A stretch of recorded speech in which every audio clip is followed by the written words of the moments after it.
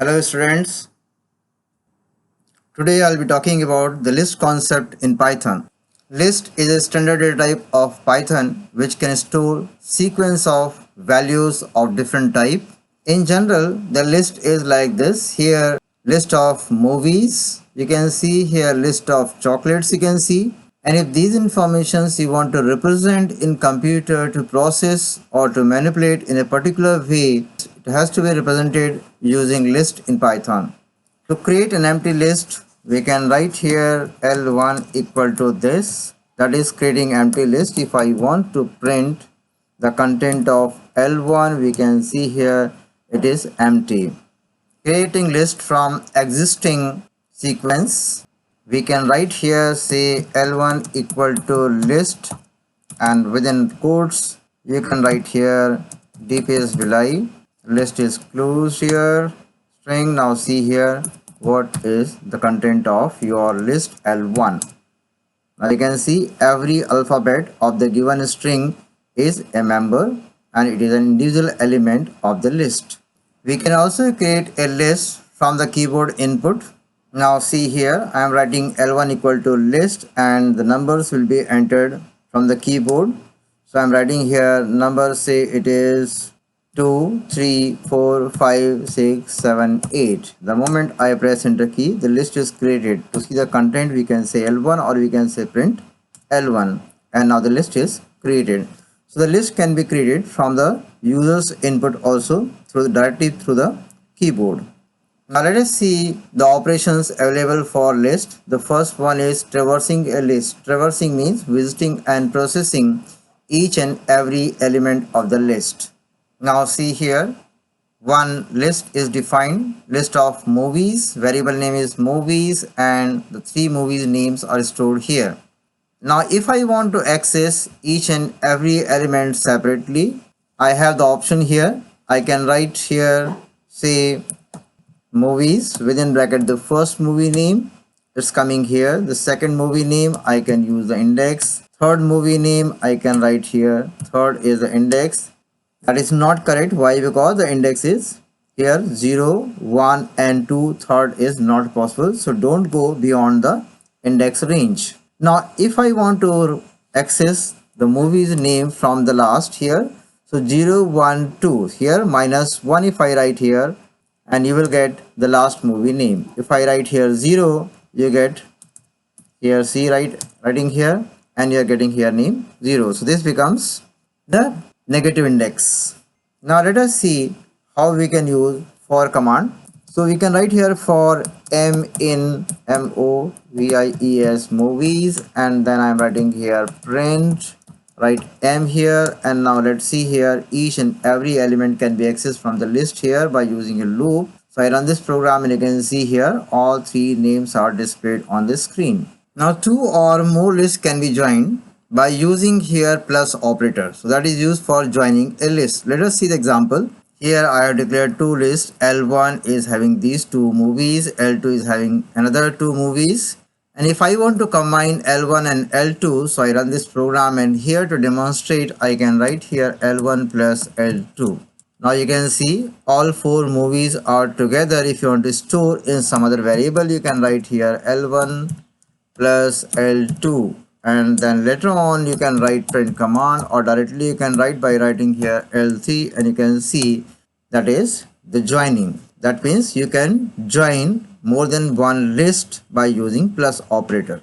Replicating a list is very simple. Here we can simply write, say for example L1 into 2, and you can see the result here twice it is repeated. If you want here L2 into 3, and then you can see here the output is repeated 3 times. If you want to slice or if you want to extract part of a string, then it is possible. Here L1 is having set of movies, and then I want to extract. So how I'll be writing here, I'll simply write list name is L1 within bracket. I can write here 0 colon 3. So starting from 0, the first index, so element will be 0, 1, 2, third will not be added. Now you can see here, if I write here 0, 4 colon 2 here, you can see the list here. and then you can compare with the values, right? So we can give here indexes like this: the first starting index, stopping index, and the step can also be defined. Updating element to a list. Now you can see here L1, the first value is the matrix. I want to change here the value of this, so he can write here L1 within a square bracket, give the index and equal to a new movie name. So here I am writing silent, and if I enter key here, the value is updated. To check it, you just write L1 and see the first value is silent. Now let us see some of the functions and the command which are used for list manipulation. So first is appending a list. Appending a list means adding more element to the existing list. Now L1 is having only one value, it is a list. So here we can run this program, and after seeing this list here, it is having only one value. So we can confirm by pressing here, typing L1. And if I want to add one more element, I'll be writing here L1 dot append, and within bracket, within quotes, I write here say Mars bar, and I press enter key here, it is appended. To confirm this, type again L1, and you can see any number of values you can keep on adding here. Another example is here, if I write within a square bracket, like see here, if I write 2 comma 3, now see here L1, now this is added as a list. Deleting an element from the list. This is very easy in Python. What we have to write is, we can write here del command, the list variable name this one, and per case index is 0 1 2. So let's try to delete the element 2 here as index 2, and let's see here print L1, the element is deleted. If I want to delete the element, I can use in this way also. Starting index is 0 and then it is 2. So 0 and 1, 2 elements will be deleted. You can confirm by typing L1, the list is empty. True copy of list, also known as shallow copy. So here with this example, L1 is having perk and Mars bar. And then if I want to make another copy, I can write here L2 equal to L1. So L2 will also be having the exact copy of L1. Here L2 is not having a separate list. L1 and L2 both are pointing to the same list. That is called shallow copy. Another way of creating here a copy of the list is, we can write here L2 is equal to list within bracket L1. Now the list is created, and I can write here L1 content is this, L2 content is this, and this time when we are creating L2, it is known as deep copy. It is called deep copy. Why? Because here L1 and L2 are having different list of elements. They are not pointing to the same list. They have their own list. There are some built-in functions which can be applied on list, like append, insert, remove, count, sort, reverse, clear, pop, extend. So I will demonstrate the use of these functions using examples. Now here I am writing L1 dot index. If you know here the value and you want to know what is the index of this, you can write here the value. I am writing here value within quotes and then bracket. Now you can see here, if the value is given, the index of the value can be obtained. Now here L1 and L2 the contents you can see. Now I'm writing here L1 dot extend within bracket L2, which means I want to append the content of L2 into L1. So I'm writing L1 dot extend. Run this and see the content of L1. Now you can see here it is having the content of L1 which was previously stored, plus 2 more elements are added. L1 is having perk and Mars bar. Now let us see another function. I'm writing here L1 dot insert. Where you want to insert? So I want to insert at index number 1 here, and I want to insert a new value. So I'm writing here Twix. Now let's see how it is inserted. Just print the content of L1, and you can see this was 0. Now you can see here this is 0 and 1. So at place 1 I written here Twix, and that is inserted. Now the content of L1 is having 3 chocolates. If you want to delete any element, let us see how to delete it. First we'll see the list of L1. Now here it is 1 2 3 4. chocolates are there. And here I am writing list1 dot pop. This will delete the element. Last element is deleted and it is returning the value also which element is deleted. You can provide here the index also. So you can write here pop L1 dot pop within bracket 0, and then you can see the first element is deleted. So either by here index you can provide, or you can make it null and the element can be deleted. Important point here is the pop function, the pop method returns a value which has been deleted from the list. Now let us see again the value of L1. These are the elements here stored. And now what I want to remove a value. So I'm writing here L1 dot remove a new function. If I know the value, I can write here perk and this will be removed from the list. Confirm this, we can write here L1 and that is removed from the list. Now here L1, you can see here, say the content of L1 is having these elements. And if I want to clear the elements, I can write here L1 dot clear and let's see what are the elements here. It is completely removed and the list becomes empty.